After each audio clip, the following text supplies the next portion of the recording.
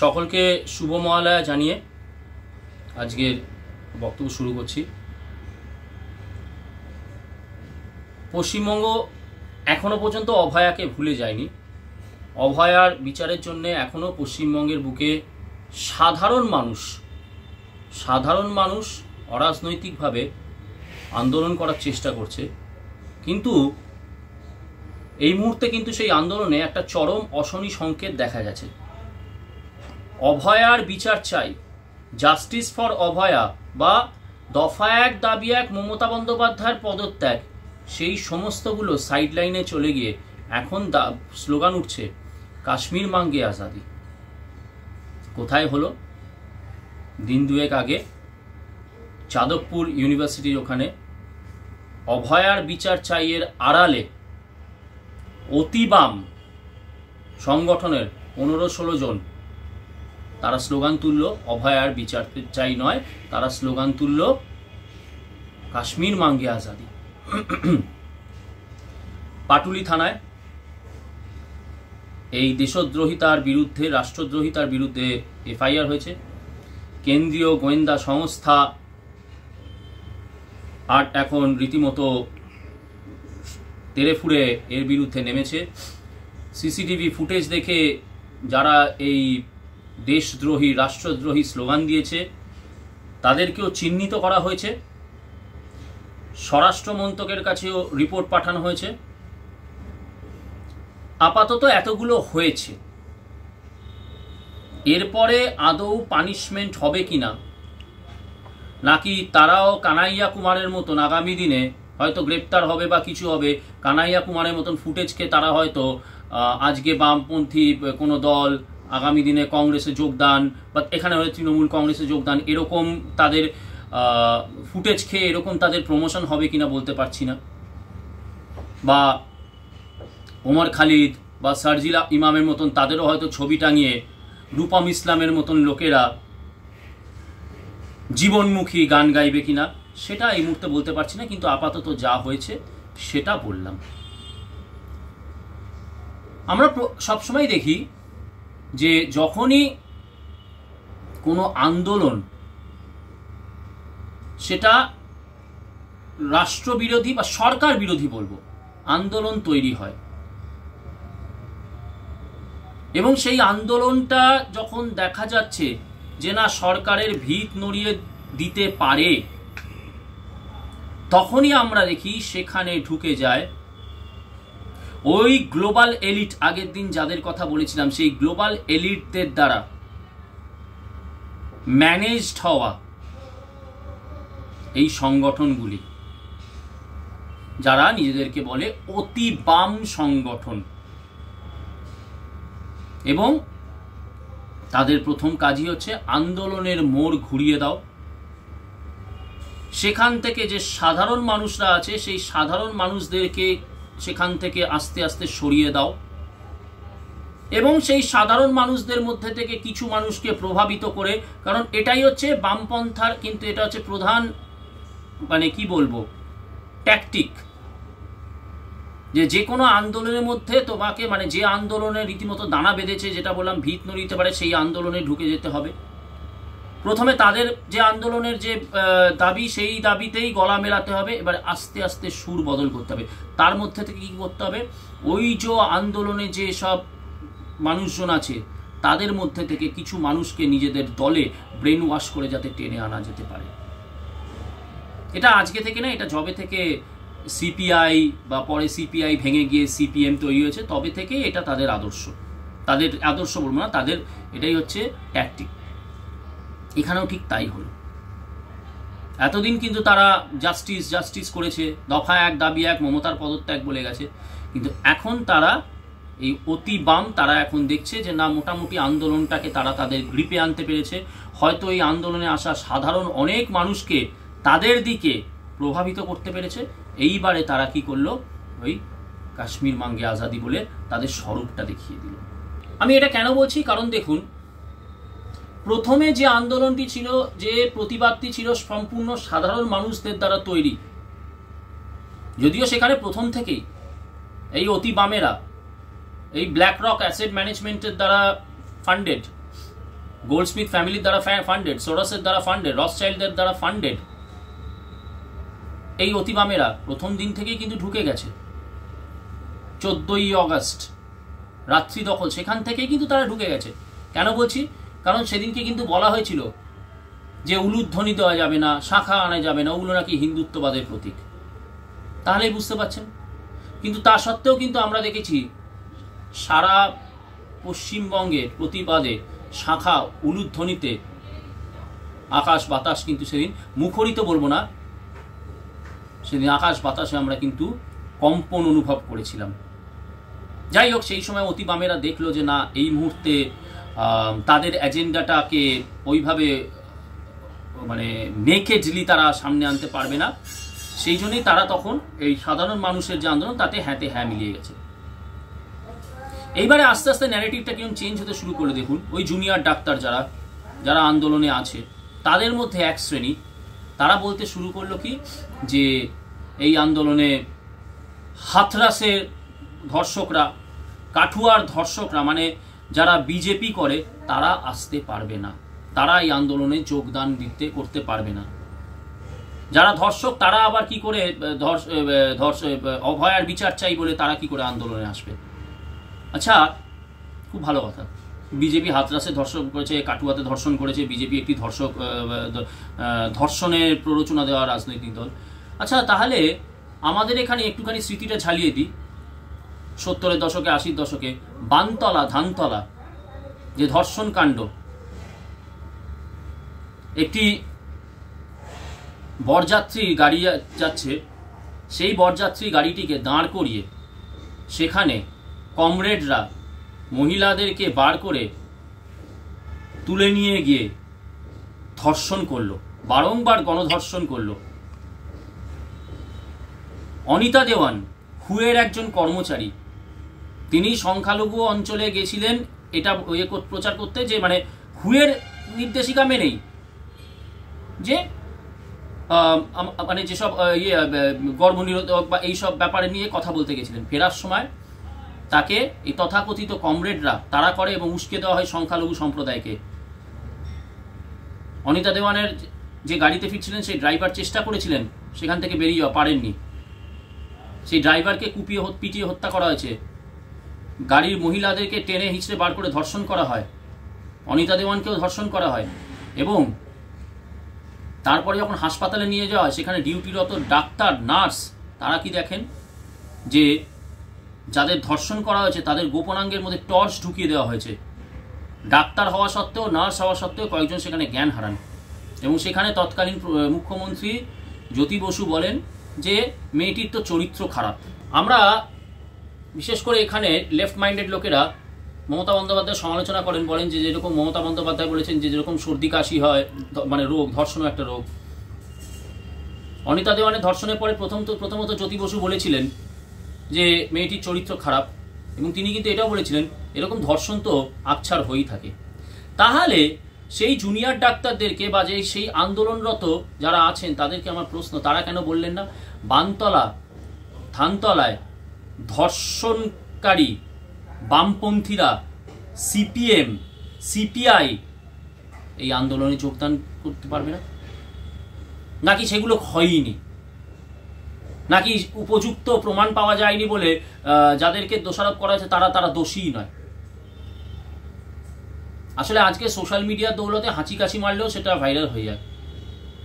জ্যোতি বসু আর বুদ্ধদেব ভট্টাচার্য এনাদের খুব ভাগ্য ভালো ছিল যে ওই সময় সোশ্যাল মিডিয়া ছিল না, থাকলে আর 34 বছর তাদের গৌরবের সাথে বামফ্রন্ট সরকার তাহলে চালাতে হতো না। এই যে বামপন্থীরা যারা ধর্ষণের বিরুদ্ধে রাস্তায় নেমে প্রচার করছে, এরা তো আবার ইন্টারন্যাশনাল, এরা আবার ন্যাশনাল, ইন্টারন্যাশনাল।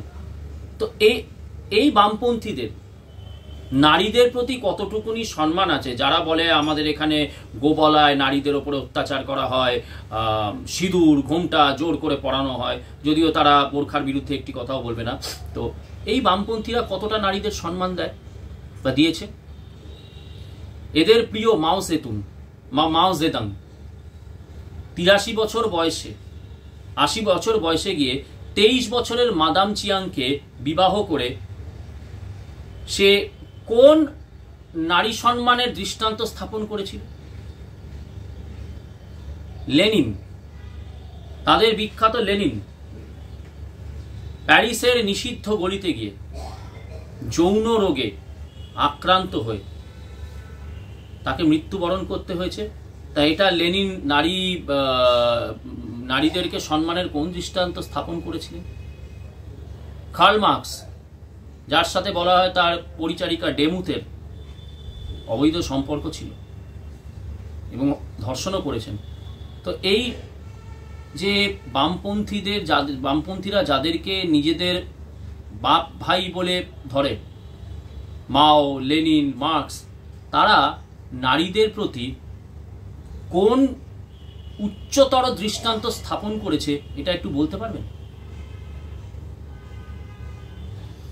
সেই দোষে দুষ্ট হয়ে বামপন্থীরা কিন্তু বারংবার নারীদের ওপরই অত্যাচার করে গেছে এবং নারীদের ধর্ষণকে ছোট্ট ঘটনা, এরকম ঘটনা তো বারবারই হতেই পারে, বা ওই মেয়েটার চরিত্র খারাপ বলে দাগিয়ে দিয়ে এসেছে। কিন্তু আজকে দেখুন মোহাম্মদ সেলিমরা কিন্তু এই যে প্রতিবাদের যে মিছিল, সেখানে কিন্তু দাঁত বার করে বেশ অম্লান বদলে তারা ঘুরে বেড়াচ্ছে। কেউ কিচ্ছুটি বলছে না, স্পিকটি নট। কেবল হাতরাসের আর কাটুয়ার ধর্ষণকারী বিজেপি আন্দোলনে যোগ দিলেই যত সমস্যা। আসলে সমস্যাটা তো অন্য জায়গায় না, সমস্যাটা হচ্ছে ওই যে বলে দিলাম প্রথমেই। আজকে ধরুন জাতীয়তাবাদী যারা, তারা যদি আজকে এই মিছিলগুলোতে যোগদান করে এবং সেখানে তো ওই কাশ্মীর মাঙ্গে আজাদি, মণিপুর মাঙ্গে আজাদি এই স্লোগানগুলো তুলতে পারবে না। এবং এই স্লোগানগুলি তুলতে না পারলে তাদের যে ওই black rock asset management company, Goldsmith family, Rothschild family, George Soros, তাদের কাছ থেকে তো টাকা আসবে না। আর টাকা না আসলে দিনের পর দিন ওই ছাত্র রূপে আমরা দেখি কতগুলো কাকু জেঠু মার্কা 30-40 লোক পড়াশোনা করেই যাচ্ছে, তাদের পেট চলবে কি করে? এই যাদবপুর ইউনিভার্সিটি অত্যন্ত ভারতের বুকে সব থেকে যদি গৌরবময় ইউনিভার্সিটির মধ্যে হয়ে থাকে সেটা যাদবপুর ইউনিভার্সিটি। কিন্তু যাদবপুর ইউনিভার্সিটি কলা বিভাগ। আমরা বারংবারই দেখে আসছি, ওই যে সত্যজিৎ রায়ের ফিল্ম ছিল যত কাণ্ড কাঠমান্ডুতে, সেরকমই এখানেও দেখছি যত কাণ্ড কলা বিভাগে। আমরা দেখেছিলাম একটা সময়, এবং এই ব্যাপারে কিন্তু মমতা বন্দ্যোপাধ্যায়কে আমি সাধুবাদ দেব। যাদবপুরে ড্রাগস, গাঁজা এইসবের অভিযোগে সেখানে কিন্তু পুলিশ ঢুকেছিল এবং সেখানে পুলিশ কেস করার করার চেষ্টা করেছিল।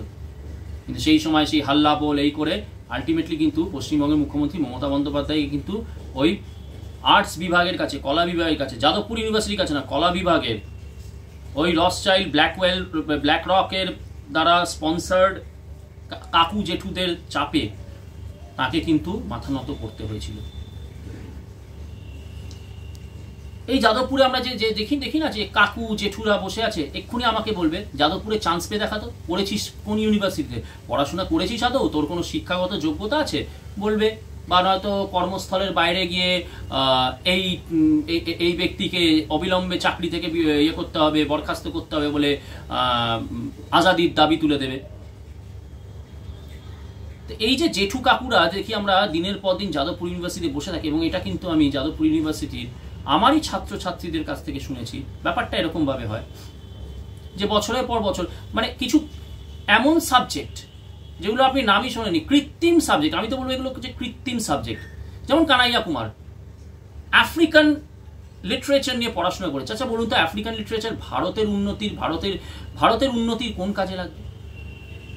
তো এরকমই কিছু কৃত্রিম সাবজেক্ট তৈরি করে এরা বছরের পর বছর রিসার্চ করে যাচ্ছে, এবং যখন তাদের মোটামুটি কাকা জ্যাঠা বয়স হয়ে যাচ্ছে তখন ব্যাকডোর দিয়ে এই কলা বিভাগেরই কিছু ওই ব্ল্যাক রক অ্যাসেট ম্যানেজমেন্টের দ্বারা স্পন্সার্ড, গোল্ডস্মিথ ফ্যামিলির দ্বারা স্পন্সার্ড কিছু অ্যাসিস্ট্যান্ট প্রফেসররা ব্যাকডোর দিয়ে এদেরকেই ওখানে ওই জুনিয়র প্রফেসর বা ইত্যাদি যাদবপুর ইউনিভার্সিটিতেই তাদেরকে অ্যাপয়েন্টমেন্ট দিয়ে দিচ্ছে।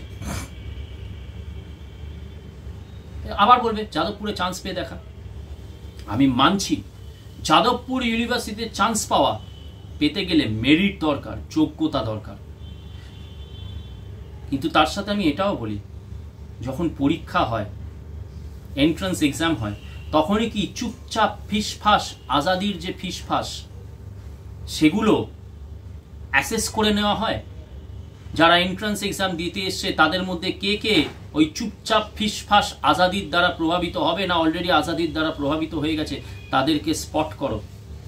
তাদেরকে স্পট করে যাদবপুরে চান্স পেয়ে দেখা, এরকম একটা ন্যারেটিভ তুলে তাদেরকে ওই কলা বিভাগের সব গৌরবময় অতিবাম কমরেড তৈরি করো। এটাই কি এন্ট্রান্স এক্সাম? এন্ট্রান্স এক্সামের নামে কি এই ঘাপলাটাই হয়ে চলেছে? এটাও কিন্তু আমাদের দেখা দরকার। কারণ আমি এরকম জানি অনেক যোগ্য ছেলে মেয়ে, প্রচন্ড মেরিটোরিয়াস ছেলে মেয়ে, তারা কিন্তু পরীক্ষা দিয়ে তারা পায়নি এবং তারা হতাশ। যদিও যাদবপুর ইউনিভার্সিটিতে চান্স না পেলে আপনি ভালো স্টুডেন্ট হিসেবে, ছাত্র হিসেবে গণ্য হবেন এরকম কোনো ব্যাপার নেই।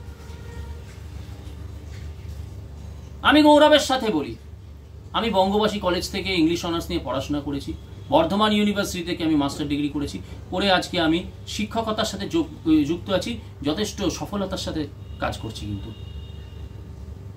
তো সেই জন্যই যদি বলে যাদবপুরে চান্স পেয়ে দেখা, সঙ্গে সঙ্গে বলুন কিভাবে চান্স পেয়ে দেখা? আজাদির আদর্শে, কাশ্মীরের আজাদির আদর্শে বলিয়ান হয়ে তবেই চান্স পেয়ে দেখাতে হবে, নাকি ভারত মাতা কি জয়, বন্দে মাতরম বলে প্রকৃত অর্থে জাতীয়তাবাদী হয়ে একটি জাতীয়তাবাদী এসে লিখে তবে চান্স পেয়ে দেখাতে হবে?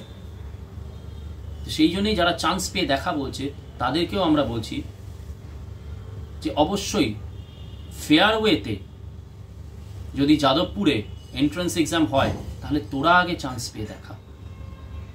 কি করে ওই জ্যাঠা কাকা বয়সী লোকেরা দিনের পর দিন ইউনিভার্সিটিতে বসে থাকে এবং ওখানেই পড়ে আছে, তারা ওখান থেকে বেরোচ্ছে।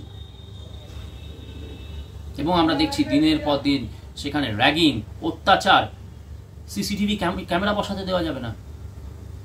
একটা কেন্দ্রীয় সরকারের দ্বারা স্পন্সার্ড একটা ইউনিভার্সিটি, সেখানে কিছু এই সোকল্ড অতিবাম তাদের এজেন্ডা চালিয়ে যাবে, কাশ্মীর মাঙ্গে আজাদি, মণিপুর মাঙ্গে আজাদি, যেখানে আমরা এও দেখছি যে ম্যারিওয়ানার চাষ হচ্ছে, সেই ম্যারিওয়ানার চাষ করছে। কি করে আমি এখানে আবারও সেই কেন্দ্রীয় সরকারকে আমি আঙুল তুলছি, তারা কি করে এটাকে এন্টারটেন করছে?